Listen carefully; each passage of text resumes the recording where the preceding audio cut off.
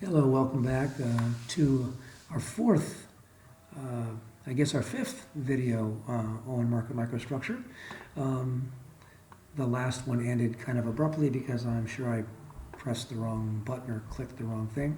So I want to show you another example so you get more familiarity with the spreadsheet, because it really can help you understand how limit order books work and how different types of orders impact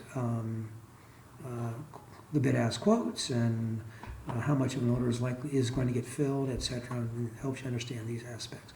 Okay, now the last order we saw filled in its entirety from the last video. And so what type of limit order was that? Well, if it filled in its entirety, that means it was a marketable limit order. It took liquidity away. So let's look at another order. This time, let's assume that we are going to place a limit order to sell. Let's say we're going to sell at a limit price of. We want to sell at a limit price of $13.43.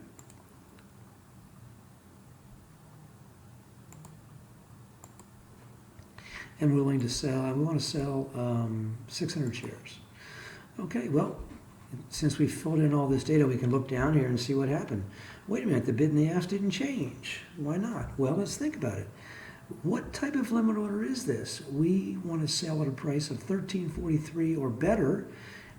That means we don't want to sell at anything lower than $13.43. We are a seller. We're looking for buyers. Buyers bid. Oops, look, the highest price anyone's willing to pay is $13.40.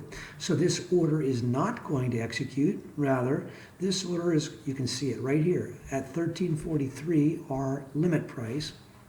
The original size at that price was $125, and the new size after the order arrives is $725, 600 shares higher. So what that order did was it just went right to the limit order book. Again, we ignore the minus signs. The negative signs are just there to make the spreadsheet work. Excuse me. Okay, so now what type of limit order is this? It supplied liquidity, and it was an order to sell with a limit price higher than the current ask, so it's a behind the market limit order. That's correct. Okay, if you got that correct, very good. And again, so 0 shares filled, and standing limit order 600 shares now appear elsewhere in the limit order book. So there's more size in the book after this order arrives than there was before the order arrived. Okay, and there is the new bid and the new ask get printed out here. Shown here. You can see them over here, and they get shown here. And these are the original bid and ask quotes. This is the data you enter, and this is your execution report, and this is the limit order book. And so let me try to change this a bit. What I'll do is I'll change the limit price from $13.43 to, this is a sell order, to $13.40. Okay, so it's a new order. Okay, pretend this is the order that we placed, a limit order to sell 600 shares at $13.40, and these are our original quotes. Oh, look, it's saying the quotes changed. Same over here. The words ask and bid both moved, and look what happened. We were willing to sell at a price of $13.40 or better, which means $13.40 or higher, and there had been willingness to buy at $13.40 of 125 shares. Okay, so let's see what happens. The original size at $13.40 was 125.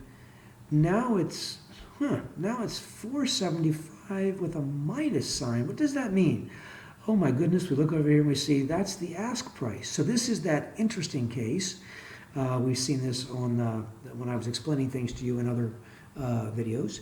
And this is the interesting case where your order fills for 125 shares, and the remaining shares constitute a standing limit order. But think about this. This is interesting. You are a seller, okay? You are looking for a bidder, a buyer, and based upon your price, you wiped out all the availability at 1340. But now, and think about this, you are the person, out of all the people in the world, you're the one who is now willing to sell shares at the lowest price possible. You're willing to sell 475 shares at a price of 1340. Well, new size here, 475, ignore the minus sign, of course. And you are the ask. So the standing limit order portion of your order is the ask. So this is the interesting case where you become the part of your order that doesn't fill actually adds liquidity to the book. So you can say, well, did this order add or supply liquidity? Well, I guess we'd have to net it, right? We'd have to net it out. And so you took 125 shares off, but you added 475. So it looks like this order is a net supplier of liquidity. So, that's kind of a moderately advanced or complex circumstance, but hopefully you understand it, and you can use this spreadsheet to practice and try to do some with at the market limit orders, behind the market limit orders, in the market limit orders, and marketable limit orders, so you understand. You can also use, as you see, market orders, which just mean that you're going to, like, for example, if that was a market order, look what would have happened. What you said basically is, I want to buy 600 shares. I say, okay, you're going to buy 600 shares. You get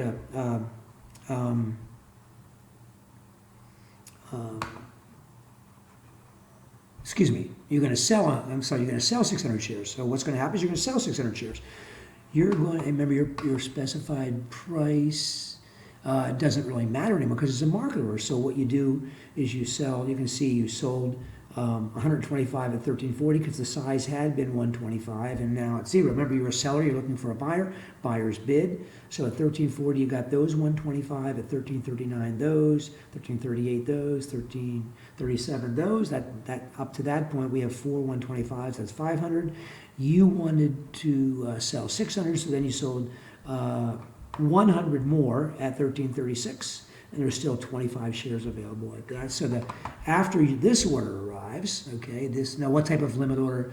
Oh, excuse me, this is not a limit order, this is a market order. And after this order arrives, look, we have the bid is 1336, the ask is 1341. So then we have a 5-cent bid-ask spread.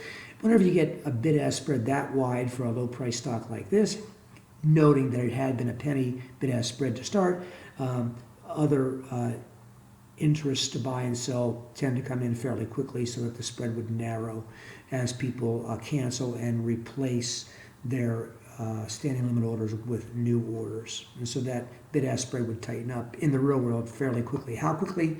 Oh gosh, probably under a second. Okay.